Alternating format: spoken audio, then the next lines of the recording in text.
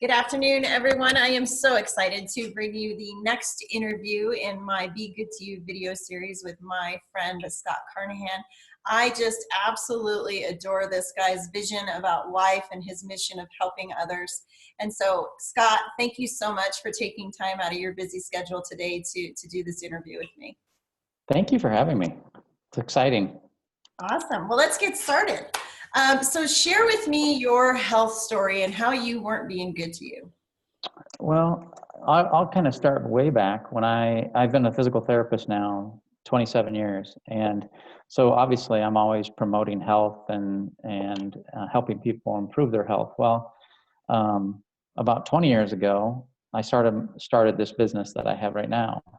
And so our kids were 7, 5, and 2 at the time. And at that point, I was still regularly exercising and, doing well, eating right and everything, but trying to grow a new business, trying to help, raise a family and do all those other things that go along with life. Life gets in the way, put all those other things first and put my health and well-being really on the bottom of the totem pole. And it didn't show up for a long time, it just so that it slowly slipped away. But then it came a time where you kind of look in the mirror and you go, I'm not where I used to be, and I'm not where I want to be. And, you're just tired and sluggish, don't have the energy that you think you should have. And then you look in the mirror and go, well, I'm telling all these other people to do things, and, I'm not walking the walk. So it comes a point of realization and a point where you go, I got to do something to back up what I'm saying and live it more. So. Absolutely, absolutely. And I'm sure that you encounter a lot of people with your physical therapy business that they're just having to take care of themselves because it got to a point where they had to take care of themselves, right?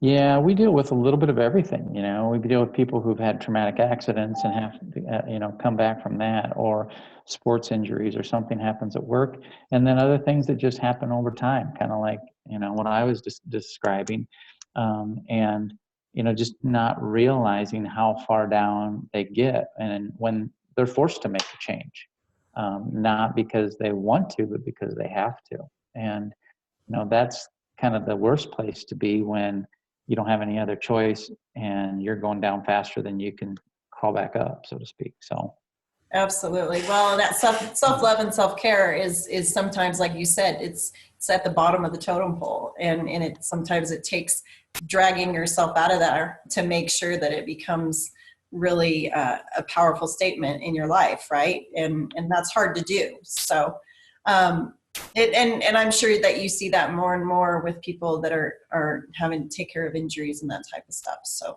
that's understandable. Yeah, we've always said that healthcare professionals are the worst patients. Well, we also, you look at any kind of person in a healthcare profession, and a lot of times, we're trying to take care of everybody else. So we put our own needs last, just like moms do, just like, people in servant, professions like ministers and those kinds of things. So, you know, sometimes I think you get almost that guilt feeling, oh, I'm doing things for myself, I need to be doing something for others. Well, you start to realize, if I don't take care of myself, I'm not going to be able to help others. And so that's where that realization starts to set in, is I can't do the things I want to do, or I can't do the things I need to do or feel like I should be doing.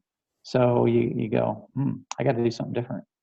Absolutely. And that can be scary. Absolutely. So, so what habits and mental well-being practices do you do daily to be good to yourself?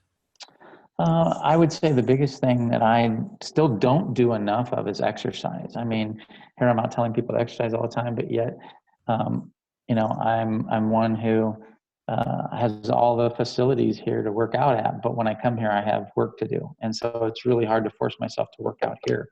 So I still make excuses, but that's certainly over the next 3 to 6 months. That's probably my biggest health goal, is to get back on that, make that one of my main priorities. But the things that I do every day is I do some devotional time, some quiet time, just thinking and planning, trying to figure out, am I on track with my goals and where that needs to be? Because I find my stress levels are much lower.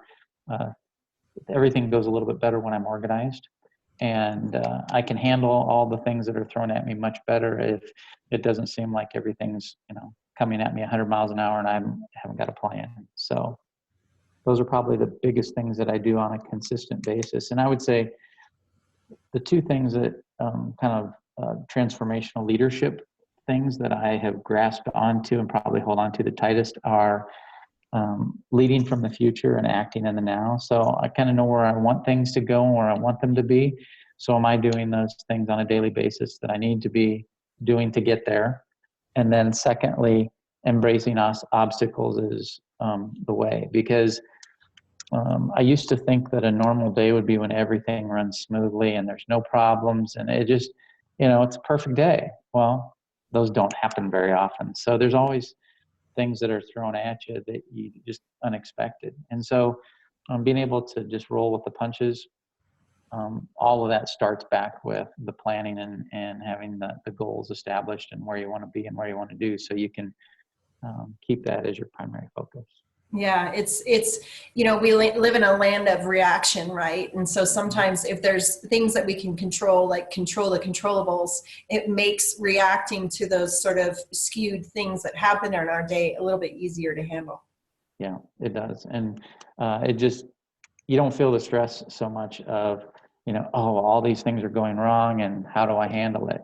It's like, it'll get handled. It'll get figured out. And, I learned that quite a long time ago is at the end of the day, things will get done. Things that don't get done, there's very little that in my life that if it doesn't get done today, it can't get done tomorrow. So I've learned just to let it go and not stress on it. So that's good. People need to heed that advice, because that's a tough one to do. I know that I try and work on that every single day. So, so in closing, what advice would you give to others to really encourage them to be good to themselves?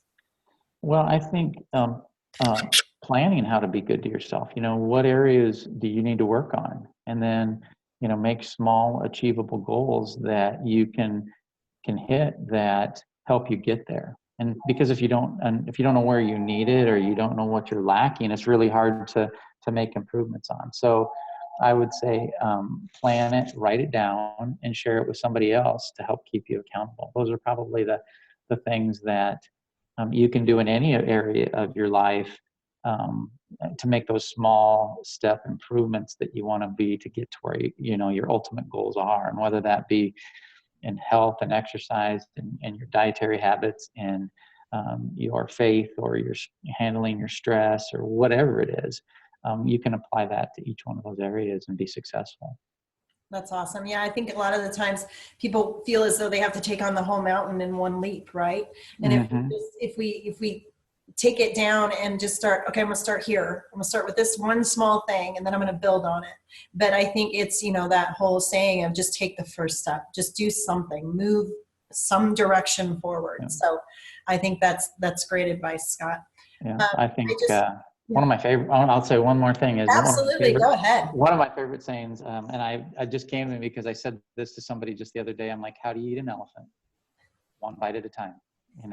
You can't eat the whole elephant at once. So, and they were like, oh yeah, because they were just trying to take on everything, just like you said. And that just gives you some perspective that, you can't eat the elephant all in one bite. So one bite at a time, one step at a time, whatever it takes. Absolutely. Absolutely. No, that is so very true. Absolutely. Well, Scott, thank you so much for taking the time out of your busy day. And, I really appreciate all that you've said and shared and your insights on being good to you. So I appreciate it. Thanks for having me. It's been fun. Absolutely, Scott. Take care. All right.